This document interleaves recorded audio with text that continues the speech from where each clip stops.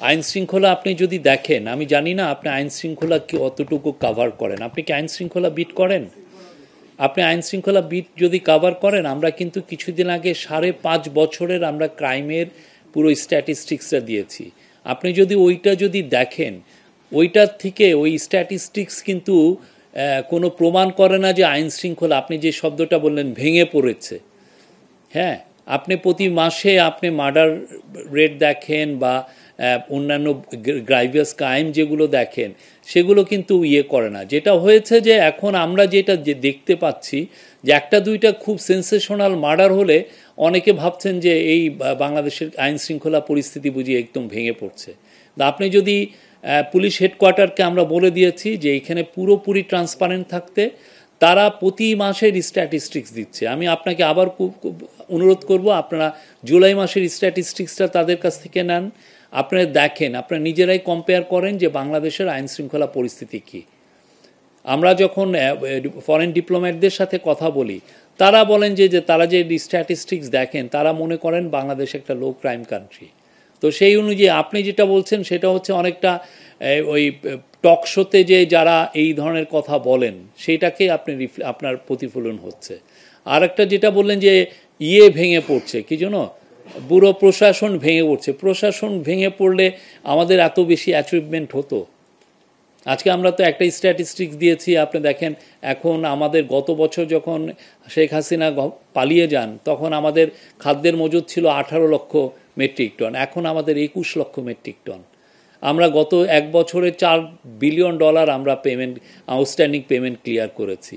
আমরা গত এক বছরে ইনফ্লেশন রেটকে আমরা নামিয়ে এনেছি। আমরা ব্যাংকিং সেক্টরকে স্ট্যাবিলাইজ করেছি। আমাদের ফরেন এক্সচেঞ্জ রিজার্ভ বেড়েছে। আমাদের কাজগুলো কারা করেন?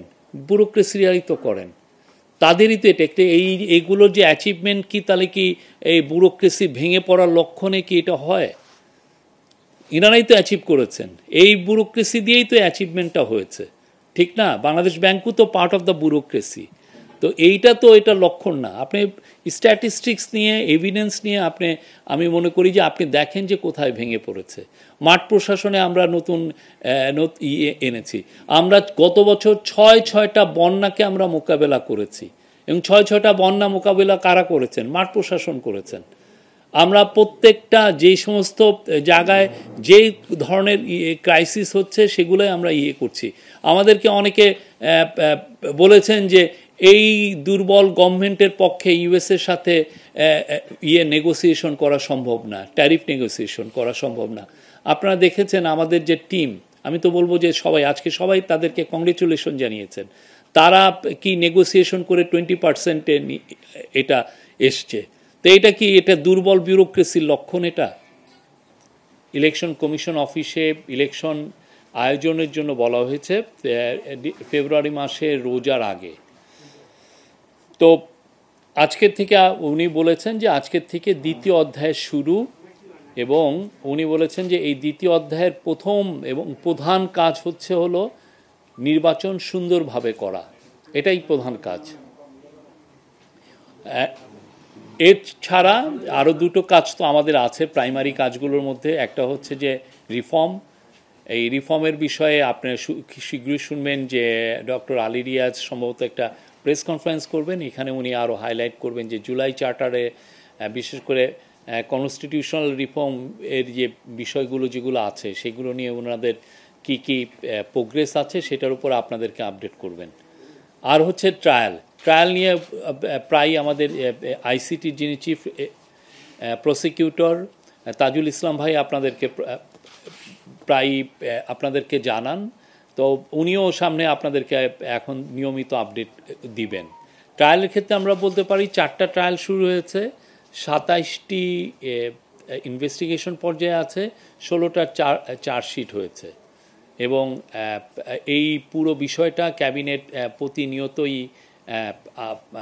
এটা আপডেট নিচ্ছেন সংশ্লিষ্ট সবার কাছ থেকে। আজকের মিটিংয়ে কাউন্সিল অফ অ্যাডভাইজার 2টি কংগ্রেচুলেশন মানে প্রস্তাব গ্রহণ করেন। একটা হচ্ছে যে তারা শেখ বশির উদ্দিন আমাদের কমার্স অ্যাডভাইজারকে কংগ্রেচুলেশন জানিয়েছেন, কারণ আপনি জানেন উনি সাকসেসফুলি আমাদের যে ইউএসের সাথে যে ট্যারিফ টক্সটা সেটাকে উনি লিড করেছেন।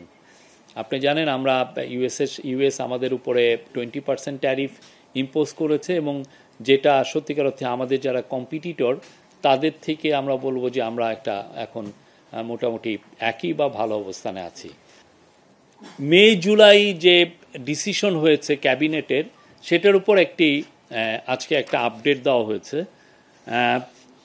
এখানে বলা হয়েছে যে উপদেষ্টা পরিষদ 8ই অগাস্ট 2024 থেকে 31শে জুলাই 2025 মোট 41টা মিটিং করেন।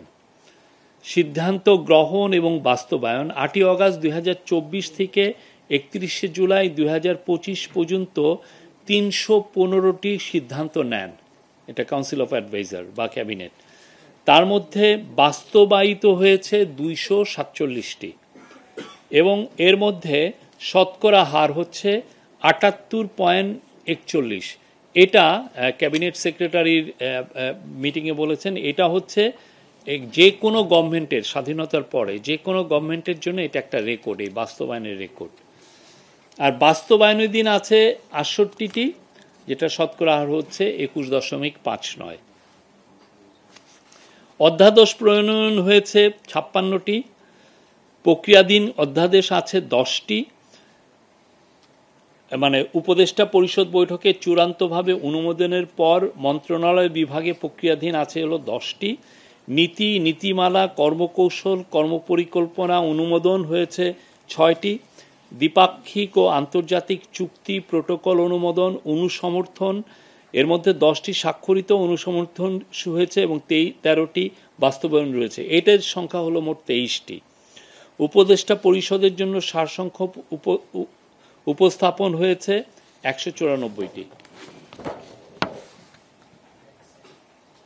উপযুক্ত সময়ে বাস্তবায়নাধীন 68টি সিদ্ধান্তের বাস্তবায়ন কার্যক্রম সংশ্লিষ্ট মন্ত্রণালয় বিভাগে চলমান আছে। আর এইখানে মন্ত্রিপরিষদে আজকে দুটো বিষয়ে সুপারিশ করা হয়।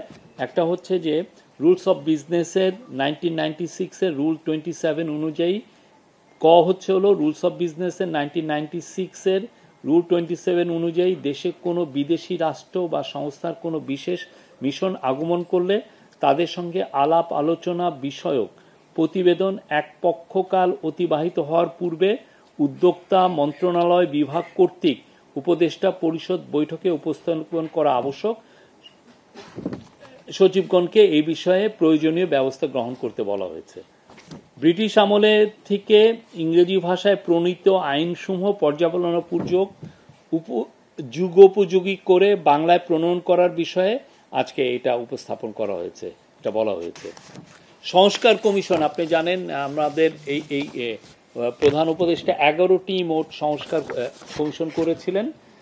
11টি সংস্কার কমিশনের যেগুলো আশু বাস্তবায়ন করা দরকার সেটার উপরে যে নির্দেশ দেওয়া হয়েছিল সেটার আজকে একটু আপডেট নেওয়া হয়েছে, রিভিউ করা হয়েছে। তো এখানে আমি আবারও পড়ি। রাষ্ট্রের বিভিন্ন খাতে সংস্কারের লক্ষ্যে মাননীয় প্রধান উপদেষ্টার অনুশাসন মোতাবেক 11টি সংস্কার কমিশন গঠন করা হয়। কমিশন সমূহ ইতোমধ্যে মাননীয় প্রধান উপদেষ্টার নিকট প্রতিবেদন দাখিল করেছে। মাননীয় প্রধান উপদেষ্টার নির্দেশনা মোতাবেক নির্বাচন ব্যবস্থা সংস্কার কমিশন, পুলিশ সংস্কার কমিশন, বিচার বিভাগ সংস্কার কমিশন, দুর্নীতি দমন কমিশন সংস্কার কমিশন এবং জনপ্রশাসন সংস্কার কমিশন কর্তৃক প্রস্তাবিত সুপারিশের মধ্য থেকে মাননীয় আইন উপদেষ্টা 121টি সুপারিশ আশু বাস্তবায়নযোগ্য মর্মে চিহ্নিত করে মন্ত্রী পরিষদের বিভাগে প্রেরণ করেন।